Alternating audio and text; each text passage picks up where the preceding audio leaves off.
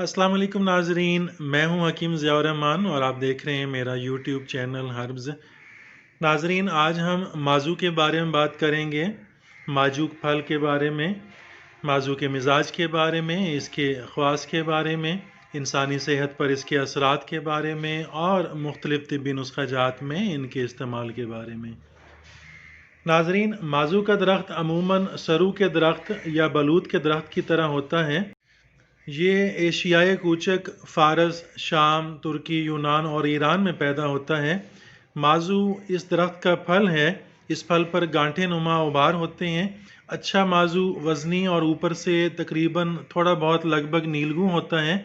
माजू अंदर से अमूमन खाली और मज़ा में तलख़ होता है। नाजरीन, माजू को हमेशा बेसुराख ही इस्तेमाल करना चाहिए। जिन माजू में सुराख हों वो तासीर में कम होते हैं। आपके सामने माजू मौजूद है। ये माजू का फल है। इसका साइज़ तकरीबन उनाब के बराबर होता है, बेर से थोड़ा बड़ा। Just for the sake of identification आपके सामने माजू फल मौजूद हैं और ये भी माजू के फल हैं, लेकिन इनमें सुराख हैं। ये तासीर में कम होते हैं। इन्हें इस्तेमाल नहीं करना चाहिए। अद्वियात के अंदर, नुस्ख़ाजात के अंदर हमेशा मुकम्मल माजू को, बग़ैर सुराख के माजू को इस्तेमाल करना चाहिए। नाजरीन, माजू का मिजाज सर्द व खुश्क माना जाता है। माजू काबिस व मुजफ़्फ़फ़ होता है। हाबिस व दम, दाफ़े ताफ़ुन और बालों को स्याह करने की तासीर रखता है। काबिज़ और मुजफ़्फ़फ़ होने के बायस माजू को दांतों और मसूड़ों को मजबूत करने के लिए अक्सर सनून और मंजनों में शामिल किया जाता है। इससे गरगरे भी कराए जाते हैं। हाबिस दम और दाफ़े ताफ़ुन होने की वजह से नाजरीन ताज़ा और पुराने ज़ख्मों पर माजू का सफ़ूफ छिड़कते हैं और तिला करते हैं। अगर बदन में बहुत ज़्यादा पसीना आए तो इसके सफ़ूफ से बदन पर मालिश भी करते हैं। इससे अफाका हो जाता है, आराम आ जाता है। असहाल और सिलानुर्रहम की शिकायत में अंदरूनी तौर पर भी माजू का इस्तेमाल होता है, अद्वियात के अंदर, नुस्ख़ाजात के अंदर। नाजरीन, हाबिस दम होने की वजह से नक्सीर में माजू की निस्वार ली जाती है। इसको सफ़ूफ करके पीस कर इसका सफ़ूफ बहुत बारीक सा बना के उसको अगर नक्सीर की हालत में नाक के अंदर उसकी निस्वार ली जाए तो बहुत जल्द ये खून को रोक देता है। कसरत हैज़, छोटे और बड़े पेशाब में खून आने की शिकायत में भी इसका सफ़ूफ तनहा या दीगर अद्विया के हमरा खिलाना बहुत फ़ायदेमंद होता है। बहुत अच्छी तासीर है, अच्छे रिज़ल्ट इसके आते हैं। नाजरीन, जिन औरतों का रहम कमज़ोर हो जाता है और बाज़ ऐसी शिद्दत की हालत में रहम बाहर भी निकल आता है, काबू से बाहर होता है, ऐसी हालत में माजू के जोशांदा के अंदर मरीज़ा को चंद दिन बिठाने से इस मर्ज़ में अफाका हो जाता है, रहम तक़वियत पकड़ लेता है, मज़बूत हो जाता है।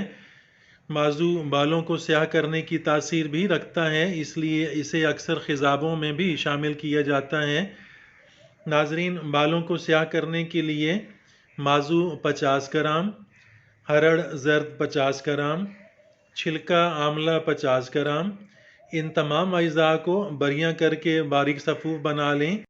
फिर इसमें संग रासिख, कत सफ़ेद, लौंग बरियां हर एक 20 ग्राम, नमक लाहौरी 10 ग्राम और नीला थोथा ये 6 ग्राम सब अद्वियात को कूट पीस कर शामिल नुस्खा करें और बवक्त ज़रूरत आंवला के पानी या मेहंदी के पानी मिलाकर बालों पर लगाएं और ऊपर कपड़ा बांध दें। 2 या 3 घंटे बाद खोल दें। बालों को स्याह करता है, बालों की सफ़ेदी दूर करता है, मजबूत भी करता है बालों को। नाजरीन, औरतों के सिलानुर्रहम और हैज़ की ज़्यादती में माजू, माई खुर्द, लोथ पठानी, बाऊ बड़ंग, बाऊ खम्बा, गुल धावा, गोखरू कला, ये बड़ा गोखरू होता है, गोखरू खुर्द, इसके ऊपर मैं कल एक वीडियो बना चुका हूँ।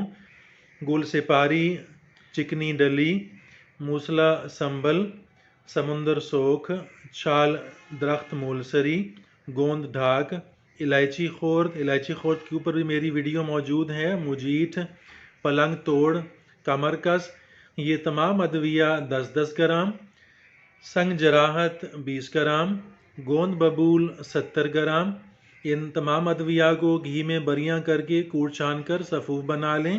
پھر ان میں ساٹھی کے چاول کا آٹا آدھا کلو، شکر سفید 3 پاؤ یہ ملا لیں، اور مغز، ناریل، چھہارا، چرونجی، پھول مکھانا وغیرہ یہ 50 گرام ریزہ ریزہ کر کے شامل نسخہ کر لیں۔ پھر ان کے اندر 3 پاؤ گھی شامل کر کے لڈو بنا لیں، اور 1 لڈو روزانہ بوقت صبح دودھ کے ساتھ استعمال کرائیں۔ عورتوں کے سیلان الرحم اور حیض کی زیادتی کے اندر اس کے بہت اچھے رزلٹ ہیں، مردوں کے جریان میں بھی بہت مفید ہے، رحم کو تقویت دیتا ہے، کمزوری دور کرتا ہے۔ ناظرین، پایوریا، گوشت خورا، دانتوں کے ہلنے اور مسوڑوں سے خون آنے کے لیے بازو، گلے سرخ، حلیلہ زرد، سماک دانہ، نیلا تھوتھا، پھٹکڑی، نسپال، گلنار اور نشاستہ یہ تمام اجزاء ہم وزن لے کر نیم کوب کر کے ایک کوزہ گلی میں ڈال کر گل حکمت کر کے اوپر نیچے اوپلوں کی آگ دے کر اس کو سوختہ کر لیں، اور سرد ہونے پر کوٹ پیس کر کپڑ چھان کر کے محفوظ کر لیں۔ دن میں 3-4 بار دانتوں اور مسوڑوں پر ملیں اور کچھ دیر بعد کلی کر لیں۔ دانتوں اور مسوڑوں کے تمام امراض کے لیے بہت مفید ہیں، مسوڑوں کو مضبوط کرتا ہے، دانتوں کو مضبوط کرتا ہے، دانتوں کے کیڑوں کو ختم کرتا ہے، پایوریا میں بہت مفید ہے۔ ناظرین، اس کے ساتھ ہی اجازت چاہوں گا، ملتے ہیں اگلی ویڈیو میں، تب تک کے لیے اللہ حافظ۔